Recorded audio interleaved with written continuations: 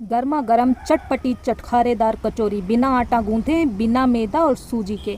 कौन कहता है कि कचौरी बनाने के लिए मेहनत करनी पड़ती है। आज मैं आपके लिए लेकर आई हूँ गर्मा गर्म चटपटी और चटखारेदार कचौरी की ये नई रेसिपी। इस रेसिपी में ना ही हमें आटा गूंदने की ज़रूरत पड़ेगी, ना ही मैदे की और ना ही सूजी की। और ये रेसिपी सुपर आसान, बनाने में सिर्फ 15 मिनट लगते हैं। तो जल्दी से तैयार हो जाइए इस मज़ेदार सी रेसिपी को आजमाने के लिए। तो इस रेसिपी को बनाने के लिए हमें चाहिए 5 अदद उबले हुए आलू, मीडियम साइज के। मैंने इन्हें उबाल लिया और इनको अच्छी तरह से छील कर रख लिया। तो आलू को अच्छे से उबाल लीजिए और इन्हें छील करके आप फ्रिज में रख लीजिए, जिससे कि ऊपर का इसका जो मॉइस्चर है वो अच्छी तरह से सूख जाता है। और सूखे आलू से हम कचौरी बनाते हैं ना, तो बहुत बेस्ट बनती है। साथ ही हम ले रहे हैं बारीक कटा हुआ फ्रेश धनिया, 4 हरी मिर्च बारीक बारीक काट करके ले लें। आलू को हम हाथ से अच्छी तरह से फोड़ लेंगे और इसे छोटे छोटे टुकड़े कर लेंगे। आलू को आप मैशर से भी मैश कर सकते हैं। तो मैंने यहाँ पर आलू के छोटे छोटे टुकड़े हाथ से तोड़ लिए हैं, आप देख सकते हैं। इन्हें रख देंगे साइड में। अब हम चलते हैं सीधे गैस के चूल्हे की तरफ। तो गैस ऑन कीजिए, इस पर एक पैन रख लीजिए और पैन में हम डाल देंगे 1 टेबल स्पून तेल। गरम कर लेंगे। जैसे ही तेल गरम होगा, इसमें हम डाल देंगे चुटकी भर हींग और 1 चाय का चम्मच भर के राई और 1 चाय का चम्मच भरकर जीरा, सौंफ 1 चाय का चमचा और कुटा हुआ खड़ा धनिया 1 चाय का चमचा। तीनों चीज़ें बराबर बराबर डाल करके और इसे हम हल्का सा चटकने देंगे। फिर इसमें हम डाल देंगे हरी मिर्च और इसको चला लेंगे। आँच को बिल्कुल धीमी कर लीजिए, जिससे हमारे मसाले जले ना। 1/4 चाय का चमचा इसमें हम डाल देंगे हल्दी का पाउडर। नमक 1 प्लेन चाय का चमचा, आप अपने स्वाद के हिसाब से नमक लीजिएगा। और नमक डाल करके इन सभी चीज़ों को अच्छी तरह से मिक्स करते हुए 1 सेकंड के लिए और भून लें। ये भुन गए हैं, अच्छी सी खुशबू आने लगी है मसाले से। अब इसमें हम डाल देंगे उबले और टूटे हुए आलू जो हमने हाथ से तोड़ कर रखे थे। तो आलू डालने के बाद इसमें हम डालेंगे लाल मिर्च कुटी हुई 1 चाय का चम्मच और साथ में हम डाल देंगे इसमें आमचूर पाउडर 1 चाय का चम्मच भरकर। सभी चीज़ों को हम अच्छी तरह से मिक्स कर लेते हैं। और ये जो बड़े बड़े पीस हैं, इन्हें थोड़ा सा हल्का सा और तोड़ लेंगे इसे चम्मच के पीछे से। 1 से 2 मिनट के लिए भरते को मसाले के साथ भून लेना है धीमी आंच पर, जिससे मसाले की जो फ्लेवर है, खुशबू है, ये भरते में आ जाएगा अच्छी तरह से। मैंने मिक्स कर लिया है और जो बड़े पीस थे ना, इसे चम्मच से इसे तोड़ लिया है, मैश कर लिया है। अच्छी तरह से मिक्स हो गया है और आप देख पा रहे होंगे कितना सूखा सूखा भरता है, बिल्कुल इसमें मॉइस्चर वगैरह नहीं है, इतना ही सूखा हमें रखना है। अब आखिरी में इसमें हम डाल देंगे बारीक कटा हुआ हरा धनिया, फ्रेश हरा धनिया डाल करके इसे हम अच्छी तरह से मिक्स कर देंगे।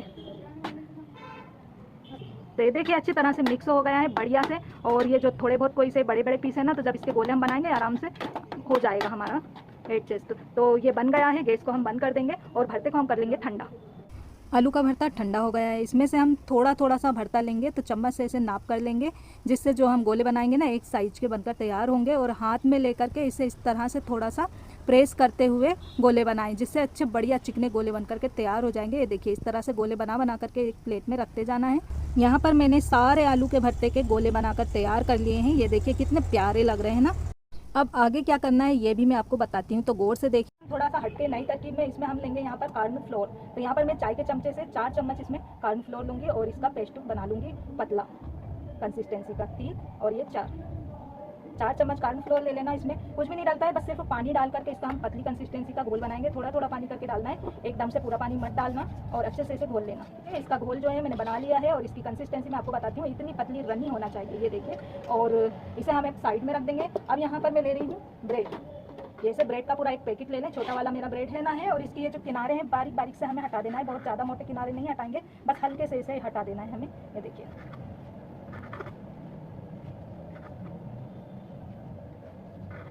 तो यहाँ पर मैंने ऐसे हल्के हल्के से इसके ब्रेड के कोने हटा दिए हैं। अब यहाँ पर मैं ले रही हूँ एक प्लेट में थोड़ा सा पानी। अब जो ब्रेड की स्लाइस के हमने किनारे काटे हैं ना, इस पानी में एक एक स्लाइस से डिप करके इसका सारा पानी अच्छी तरह से निचोड़ लेंगे। और फिर निचोड़ करके इस ब्रेड के बीचों बीच ये आलू के जो गोले हमने बना कर रखे हैं, इसे रख करके और ब्रेड को अच्छी तरह से इसके ऊपर लपेट देना है।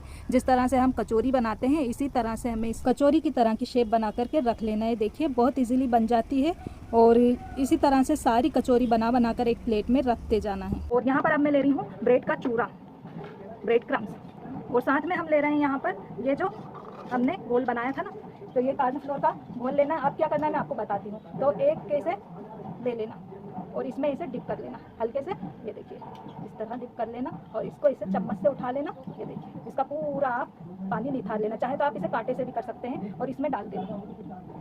और ब्रेड की अच्छे से इसमें हम कर लेंगे कोट। बढ़िया ऐसे कोट कर करके और वापस हम इसे प्लेट में ऐसे रखते जाएं। इस तरह से एक एक कचौरी लेना है और घोल में डिप करना है। अच्छी तरह से कांटे से उठाएंगे तो सारा घोल वापस हमारा कटोरे में चला जाएगा और इसे हमें ब्रेड क्रम की प्लेट में रखकर इसके अच्छे से ब्रेड क्रम की कोट कर देना है। ये देखिए इस तरह से कोट कर करके हम सारी कचौरी रख लेंगे। अब इन्हें हम फ्राई करेंगे। तो यहाँ पर मैंने कढ़ाई में पहले से तेल को गर्म होने के लिए रख दिया था, अच्छे से गर्म हो गया है और मीडियम हाई फ्लेम पर इसे हमें फ्राई करना है। तो एक एक कचौरी से डाल करके हम फ्राई करेंगे। ब्रेड जल्दी से फ्राई हो जाता है तो इसे तेज़ आंच में बिल्कुल भी फ्राई नहीं करें, धीमी आंच में फ्राई करेंगे और ना ही ये तेल पिएगा, बहुत अच्छे से फ्राई हो जाता है। क्रिस्पी और कुरकुरा होने तक इसे हम फ्राई करेंगे। चम्मच से कचौरी को अलटते पलटते हमें क्रिस्पी और कुरकुरा होने तक फ्राई कर लेना है। तो आप देख सकते हैं इसमें बहुत अच्छा सा कलर आ गया है, क्रिस्पी फ्राई हो गई है। एक स्ट्रेनर में इसे निकालेंगे, एक्स्ट्रा तेल कढ़ाई में वापस से निथार लेंगे और इसी तरह से बाकी की कचौरियाँ भी हम फ्राई करके तैयार कर लेंगे। आप देख रहे हैं कितनी मस्त और बहुत ही बढ़िया कचौरी बन, सुन पा रहे होंगे आप इसे, बहुत ही खस्ता, बहुत ही क्रिस्पी और बहुत ही टेस्टी बनते हैं। और एक कचौरी तोड़ करके मैं आपको अंदर से भी दिखाती हूँ, कितनी बढ़िया और मस्त बनी हुई है। किसी भी तरह की चटनी के साथ इसे सर्व कीजिए, खाने में बहुत मज़ेदार लगती है।